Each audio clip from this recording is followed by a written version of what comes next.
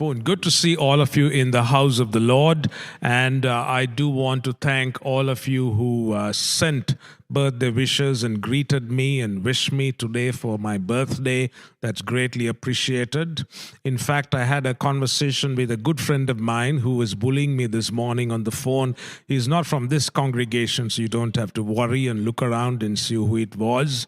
So he wished me and he was asking me all kinds of questions and making cynical comments about candles on the cake and the fire brigade, all those kinds of things. And he said, so finally, tell me, how old are you? And I paused and I said, not as old as you are. And that kind of ended the conversation nicely. So, but on a serious note, I do want to thank all of you for your wishes and prayers. And Marlis and Ted and the family, welcome back. Good to see all of you. Ellery and Theo, welcome back. And thank you, Marlis, for... You may have used the tambourine before, but this was my first seeing you use it. So if you used it before, thank you for reintroducing the tambourine. And Neil is moving by faith. I like the faith with which he moves. Look at the drum. He's got the drum, a man of great faith. And now we're just looking for the drummer. We're almost there. We're almost there. So it is good to see all of you. And if you didn't make it for our December 31st service, the night service, the midnight or the watch night service, I do want to take this opportunity to wish you a meaningful and a joyous 2025. Talking of birthdays, still on the subject of birthdays, you probably know that there are 3 people in this congregation who are celebrating their birthday today. So 3, yes. So that must be 3 very special people. Find out who the other 2 are. Now, don't look around during the sermon. That's not fair. After the service, look around and see. Now, we have been talking about various things the last year, and I do want to get into our reflection for today. And we are looking at Psalm 95. And thank you, Naomi. Where is Naomi? I think she's gone for Sunday school. And so you're taking a break today, Ellery. Yes, okay, good. And so Psalm 95 was read for us. And Psalm 95 is known as a psalm that calls us to worship. And this is one of the strong features of Fairview Church of God, where every Sunday we have a call to worship. And Pastor Roger leads us every Sunday, or if he's not here, then one of us would lead us in a call to worship. A call to worship is an invocation. It is an invitation. Come and worship God. And Psalm 95 is just that, 11 verses where the writer is inviting the people of God, and he says, come and worship our God. Now, we don't know who wrote Psalm 95. It has been attributed to King David, but the actual writer we do not know for sure. But that doesn't matter, because the main thing is that here is a psalm, God's word, where this person is inviting the people of God. He's saying, come and worship our God. And in this psalm, there are 3 images that I want to leave with you. The first one is the image that our God is the King of all gods. In fact, if Mr. Noah would very kindly bring up, you have it here already. Nice. Yes, that's good, Noah. That's being very proactive. If you look at verse 3, it says, for the Lord is the great God, the great King above all gods. And if you see, there is a difference in the manner in which the first God is spelt and gods is spelt. The second is gods with a lowercase or a simple g. So the first image that I want to share with you is that our God, the God we worship, is the King of all gods with the lowercase g. And he is the God of all kings. And so this person who's leading in the call to worship is saying, come. From verse 1 all the way down to verse 5, he's describing God, and he's saying, this God whom we worship is the God of all kings. And he is the King of all gods with the lowercase g. In other words, he's saying this is the one and only creator. And you will find that from verse 1 all the way to verse 5. He is the creator of the universe. He's the one who holds all things in place. And this is the one God we come to worship. So clearly, this person who's leading the call to worship in Psalm 95 has a very, very high view of God. Sometimes we like to think of God as a bigger, better, brighter version of ourselves. We think of ourselves and we multiply that, we amplify that by 1,000 times, and we say, all these qualities I have, God must be a bigger, better version of myself. But that's not true. The Bible is very clear that God cannot be understood, fully comprehended by the human mind. The Bible reminds us that God's ways are higher than our ways, and His thoughts are higher than our thoughts. There's a story of King Canute. Some of you might pronounce him as King Canute. He ruled in the 10th century. He was the king of the North Sea Empire that comprised Denmark, England, and Norway. And he was a brilliant king. He was a master strategist. He was a warrior. He was a statesman. But he was also a man who feared God. And as a king with such influence and power, he had court officials who would enjoy in flattery, who would revel in flattery. Now, if you ever led teams or if you are a leader of an organization, you know that in every organization there are those who will flatter you. They will say what you like to hear. Maybe you haven't had that experience, but if you go out and lead teams, you know what I'm talking about. And King Canute had his own share of people, his court officials, who would flatter him. And King Canute knew this. And so one day he asked his court officials, he said, how many of you believe that if I were to speak to the tide and say, tide, don't come any further. You know the tide of water out at sea? If I were to speak and say, tide, you stop where you are, that the tides would obey me. And these court officials, who were very keen to flatter this king, they said, of course, King Canute, you are such a great person. If you speak, even the waves will obey you. But don't forget that King Canute was a very godly man. And so he took them down to the test. He took his throne down to the sea beach, to the seashore. He placed his throne there, had his officials around him, and he said, let me now command the tides to stop. And he spoke to the tides, but as you know, the tides just came rolling, wet his throne, wet his royal garments, and then he turned to his officials and he said, today I want to share with you an important lesson. He said, the power that I have, the secular power that I have as a mortal king, he said, it is vain, it is empty.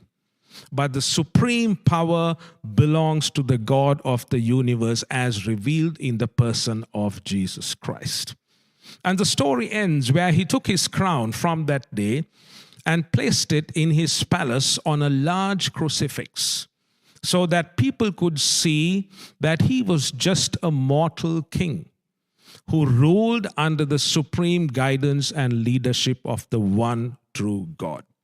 And so the first image the psalmist leaves for us in Psalm 95 is that the God you and I worship as we begin 2025 is the God of all kings, and He is the King of all gods. So when you engage, or when you begin, when you move into 2025, we need to remind ourselves that the God who walks with us is not just an amplified version of ourselves. He is supreme. He is in control of all the circumstances of our life. The second image that the leader of Psalm 95, the one who's leading in the call to worship, he leaves us is that he says, we are the sheep of his pasture and the flock under his care. This is the second image, and we find it in verse 6 and verse 7. He says, come, let us bow down in worship. Let us kneel before the Lord our Maker. For he is our God, and we are the people of his pasture, the flock under his care. Let me pause there, because he's now using the second image, which is one of sheep. Now, the Bible has many images of many animals and many birds, but if there's one image that is used consistently to describe the people of God, it would be sheep. And here again, he is saying, we are the people, we are the sheep of his pasture. You remember that word in Isaiah, all we like sheep have gone astray.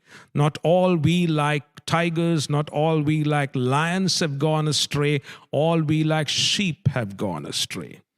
And this is an image that people in that part of the world would be able to relate very easily. And if there's one thing about sheep, it is that they just have to follow. And you know that sheep have no bargaining power. I don't know about unions, but sheep do not have any bargaining power. When the shepherd leads, they follow. And sometimes they go in the wrong direction and they are led astray. And that is why this gentleman who's writing Psalm 95, this one who is leading in the call to worship, he's saying, we need to remember that we are the sheep of God's pasture. And as such, we are called to follow God. Now, I'm sure as I talk about sheep, you're thinking of another psalm that carries this same image. It is Psalm 23, the Lord is my shepherd, I shall not want. You know that by heart. But when you come down to verse 4, it says, yea, though I walk through the valley of shadow of death, I fear no evil. Why? Because thou art with me. Now, for many years, I have read that psalm, obviously, and I used to think that the valley of shadow of death was just a figure of speech, until I read an article that said that there is a real place in the Judean desert which is referred to as the valley of the shadow of death. In fact, they call it Wadi Quelt. Wadi means valley, and Wadi Quelt. And it is a long and dark and torturous passage. It is cold, it is lonely, and the shepherds, when they lead their sheep through this passage, it is a very frightful experience. But shepherds have to take their sheep through Wadi Quelt because it is on the other side they have the greener pastures. So when David penned Psalm 23, when he talked about, yea, though I walk through the valley of shadow of death, he was referring to this real experience where he would walk his sheep through this long, dark, torturous stretch, a very lonely stretch, a frightful stretch. But he knew that on the other side, there were the green pastures where his sheep could graze. And so I believe that's a very interesting image that this person is using in Psalm 95 when he reminds us that we are the sheep of God and we are God's people. And God leads us sometimes through difficult places and phases, but he brings us eventually to green pastures. We have to go through that valley of shadow of death. And so if you're following with me thus far, image number one is he's saying, come, let's worship God. And that's very meaningful for us this year as we begin 2025. Come, let's worship God. Who is this God we are worshiping? Not just on Sundays, but all days, every moment of our lives. Who is this God? He is the God of all kings and the King of all gods. And then he says in verse 2, he says, let us come before him with thanksgiving.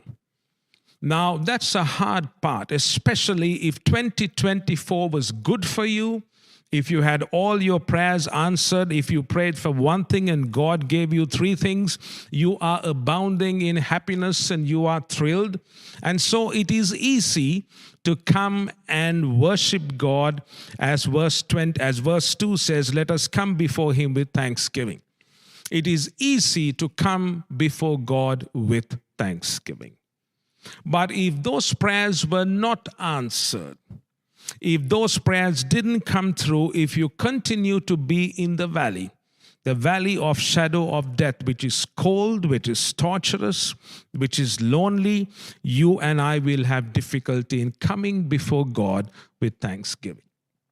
And this is why that one phrase, mindful gratitude, is very important. Now, if you read articles on counseling, on psychology, you will discover that there is a phrase called mindful gratitude. Now, these are not necessarily Christian folk who write these articles, but mindful gratitude is a phrase that says even when you cannot feel thankful, you have to condition your mind to be thankful, because that definitely has therapeutic value. But I want to bring this down to Scripture, because we are all about the Word of God. Mindful gratitude is where you intentionally make a decision to be thankful by looking at the character of God and not on your circumstances. In fact, in the whole study of mindful gratitude, there are very interesting practices they use. They encourage people to keep a gratitude journal. They encourage people to keep a gratitude jar, where you have a glass jar, and each time something good happens, you make a note and you put it into the jar. And when you're feeling down, when you're feeling discouraged, or when you're in despair, you turn to your jar and you pull out those notes, you read it, and it will do you some good. They also have gratitude alarms that they're recommending people keep.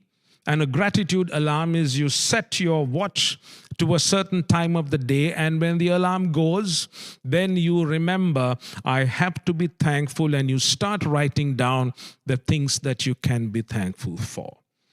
I believe that mindful gratitude, excuse me.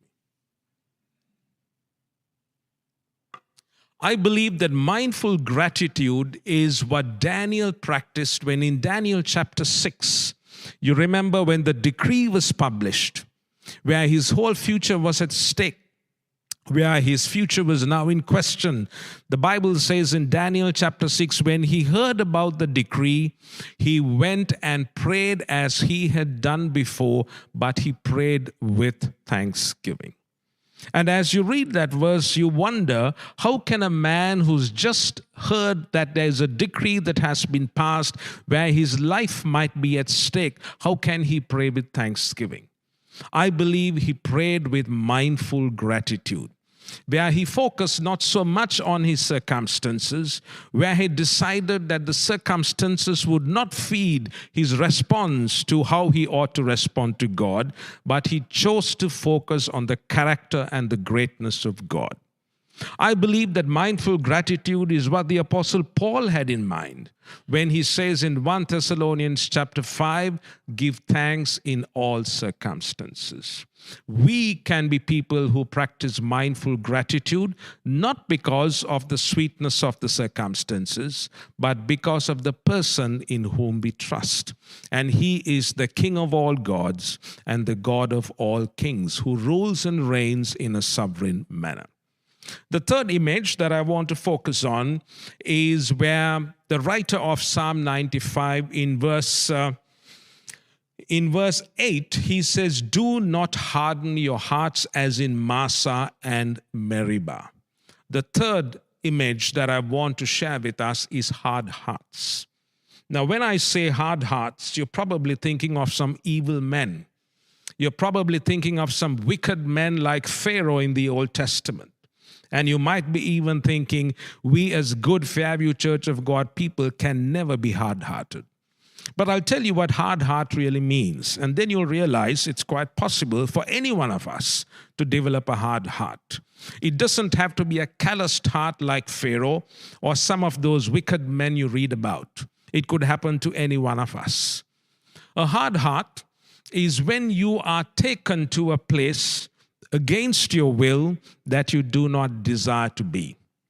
And I'll give you a little day-to-day reflection or a little story. Let's go back to the days when you were in your pre-teens. For some of us, that's quite a while. For some of us like Noah, that's just a few years. But let's go back to the years when you were in your pre-teens. And you were looking forward to playing with the kids next door in their backyard.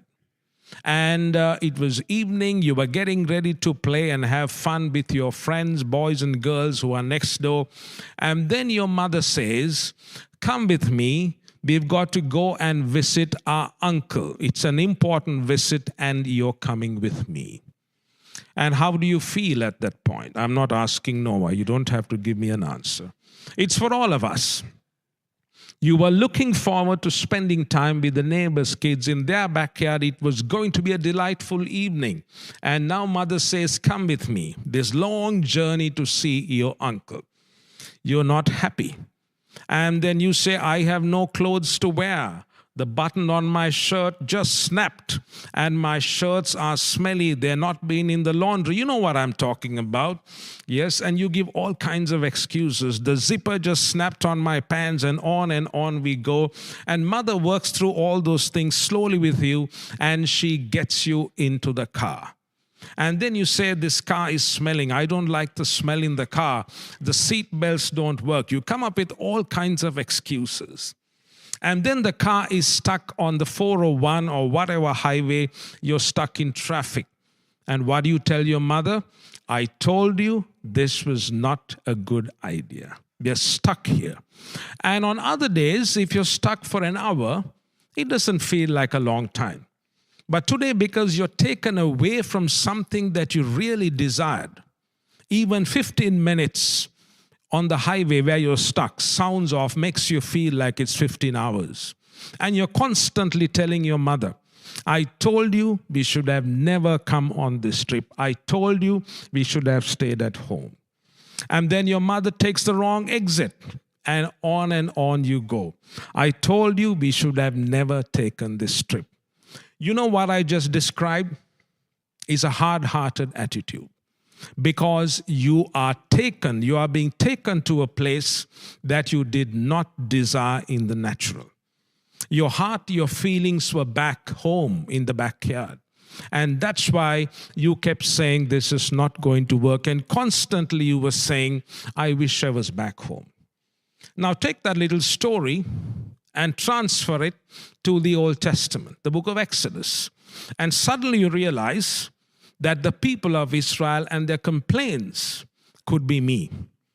Because they were in slavery for all those years and they got used to a certain lifestyle. Of course, it was just plain old food and water, but they had regular water. They had enough of water to drink and to take care of their other responsibilities. They had food. Living quarters were not the greatest, but they lived. And now God comes in the scene through Moses, and God says, "I'm taking you to a new place. It's called the Promised Land." But going there means that you are being taken away from something that you desired, something that you got so used to. And now it makes sense why those people were complaining all the time. And when we look at 2025, when we look at new beginnings, it's quite possible that God may take us into places. God may nudge us to move into places that we had no desire to be in 2024, 2023, and even beyond that, behind that, or even before that. God may be taking you to places and experiences in 2025 that you have no desire to be a part of. But God is doing that because just like what He did with the children of Israel, He's got this new promised land, this purpose for you, and He is moving you there. So a hard heart is when you're taken to a place or an experience that you do not want to be you do not desire. A hard heart is when you resist the greater work that God is trying to do in your life. The hard heart or a hard heart is when you get stuck in the process and when you forget the ultimate purpose for which God is calling and God has called you to. I want to close with a story about the Wright brothers. Now, the Wright brothers, as you know, discovered flight. And it was in December 1903 that they flew for the first time.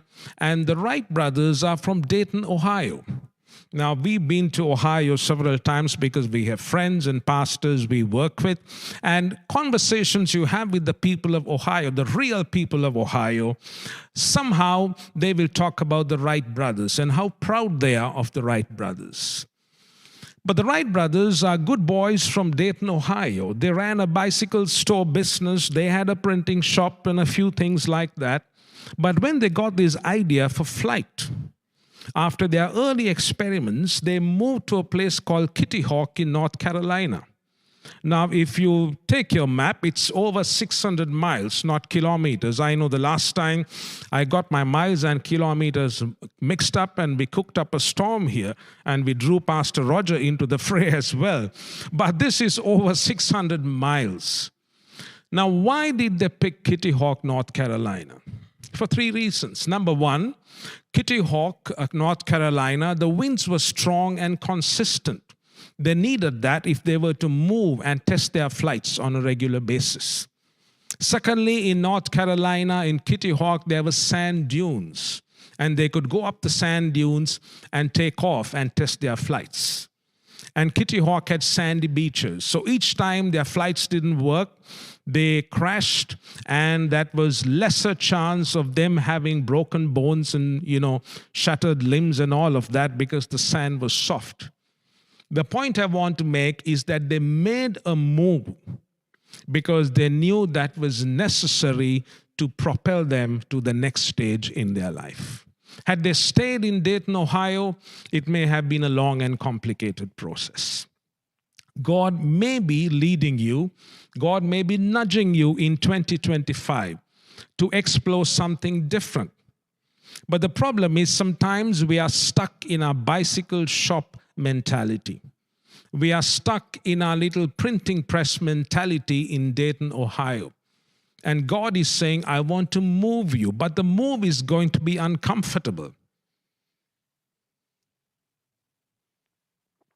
I'm sure the Wright brothers had to give up their friends, give up what they were comfortable with, give up the usual things that they did on a daily basis, and they had to move. They were forced to move if they wanted to see this move to the next level. And in like fashion, I want to encourage you that in 2025, as a group of believers, as a church, even individually, where is God leading us? We are the people of His pasture. He is our King. He is the God of all kings. He is leading us, and we are expected to follow Him. And sometimes when we follow Him, He takes us to places and experiences that we may not be quite ready. And therefore, it is important, as we see in verse 8, that we do not develop a hard heart. So it is my prayer, it is my hope that as we continue to walk with God, as we move into 2025, that we would move with open hearts and minds that are totally yielded and surrendered to God's supreme will. May God bless the reflection of His word.